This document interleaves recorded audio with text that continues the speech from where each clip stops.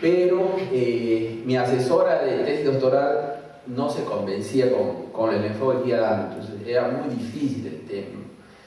Hasta que finalmente, en el verano del 2009, ¿no?, teniendo a mi familia en Mejía, ¿no?, me encerré yo en mi departamento en Lima y dije, tengo que aceptar esto, tengo que hacer el trabajo econométrico, ¿no? Fueron 3 semanas ahí de encierro, ¿no?, con José, que nos reuníamos mañana y tarde, cómo operacionalizar las variables, ese es el tema.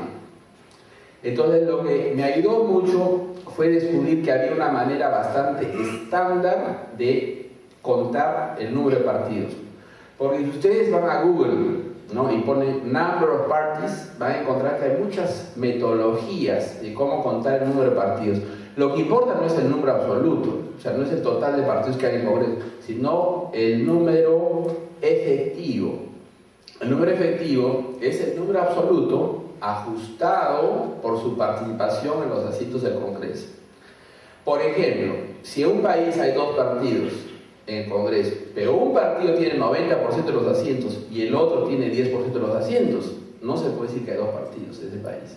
Hay 1.1, porque hay una fórmula estándar, ¿no?, que fue planteada a fines de los 60s por Tagapera, ¿no?, y eso lo utilizan casi todos. Ese es el concepto de partidos políticos efectivos. Pero ese concepto ha sido luego reemplazado, me atrevo yo a decir, por uno muy similar, que es el índice de fragmentación legislativa. El índice de fragmentación legislativa son las probabilidades de que 2 muestras aleatorias de la Cámara Baja sean de partidos diferentes. O sea, que reflejan en el fondo lo mismo que el número de partidos efectivos. ¿Ya? Si las probabilidades son muy altas de que hay mucha fragmentación, ¿no?, sería 80%, por ejemplo, o 0.8. Si está muy consolidado la bancada del parlamentario en pocos partidos, sería 0.2. Entonces, ese es el índice de fragmentación legislativa. Entonces, ahí se me ocurrió proponer este concepto un poco abusivo de régimen político. ¿Por qué abusivo? Porque generalmente cuando se habla de régimen político se habla de muchas cosas. Se habla del sistema de gobierno, se habla de la descentralización, ¿no?, de la estructura del Estado, vertical de un país. Pero yo, abusando un poco del concepto, he dicho, el régimen político es eso, pero principalmente es otra cosa. El régimen político es el sistema de partidos. Entonces, el régimen político en realidad, de mi punto de vista, es la distancia que hay hacia arriba o hacia abajo del bipartidismo perfecto. O sea, de la fragmentación legislativa 0.5. Es la distancia del 0.5, el régimen político. Entonces, una vez pues que creé esa fórmula algebraica, ¿no?, dije, vamos a ver si está correlacionada, o mejor dicho, si en las regresiones que tenemos que hacer hay el signo esperado, es decir, menos, si va a bajar la libertad económica conforme crece el valor del régimen político. Entonces, eso fue unos días de gran expectativa y gran tensión para mí, porque había que meter las bases de datos que se las hace en Excel, ¿no?, con los valores de libertad económica en el programa estadístico. A todo esto les cuento yo, en el 89-90 que hice mi maestría en ciencia política, yo había aprendido a utilizar el SPSS, pero ya puede ser una versión muy anterior, ¿no? Entonces José, la verdad, me dijo, mejor es el Stata. Además yo lo hago. Excelente. Entonces, y lo más pesado era limpiar la base. Limpiar la base. O sea, ¿qué significa limpiar la base? Es que en la fila 34 de todas las variables aparezca el mismo país. Es un trabajo bien pesado. Entonces, él limpiar la base, ¿no?, de cada variable, ¿no?, de libertad económica. Las observaciones de libertad económica están tomadas de los estudios de la Heritage Foundation, ¿no? Las de régimen político, ¿ya?, o de fragmentación legislativa, en realidad están tomadas del DPI, del Banco Mundial. El DPI es Database on Political Institutions, que lo ha hecho Philip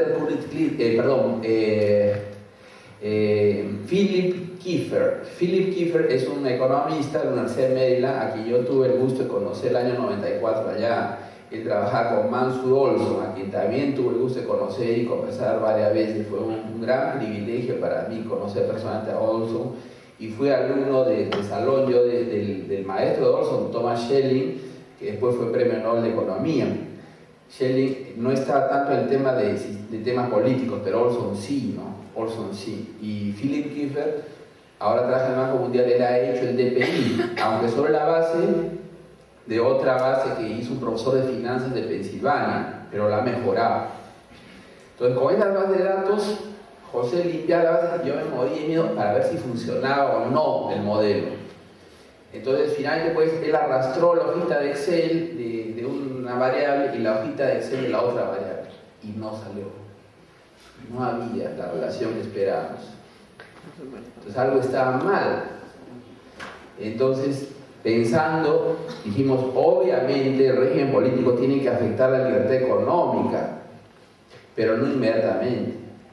El problema es que estamos usando los mismos rangos de tiempo de una y otra. Eran datos de panel, o sea, eran 150 países por 15 años. Entonces dijimos, lo que tenemos que hacer es ir rezagando la variable independiente, o sea, el régimen político, ir rezagando, ir llevando hacia atrás. A ver, rezagamos un año. Felizmente había data para eso, ¿no? Entonces, no había el signo esperado, ¿no? Pero empezaba a bajar el coeficiente, con lo cual era buena pista. Rezaga otro año, no salía el signo esperado, y así llegó el momento de la felicidad máxima, cuando al rezagar los 5 años, que era lo máximo que permitía la data, salió el signo esperado.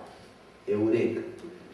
Entonces, ese es el hallazgo de mi tesis, que el régimen político ayuda al surgimiento de la libertad económica, pero no inmediatamente, sino 5 años adelante. El efecto empieza 5 años adelante. Por supuesto, este proceso me sugiere a mí que cuando haya data para seguir rezagando la variable independiente más años, la relación va a aumentar. Porque lo que yo encontraba acá es un coeficiente bajo, es decir, que hay una relación, pero una relación tenue. Yo sospecho que cuando se rezague la variable independiente 10 años va a ser mucho más fuerte. Además, si se rezaga 30 años, de repente va a ser mucho más fuerte. Y probablemente empiece a caer ahí. Esas son mis sospechas. O sea, creo que debe haber un rezago óptimo de la variable independiente, más allá del cual decae la importancia del régimen político.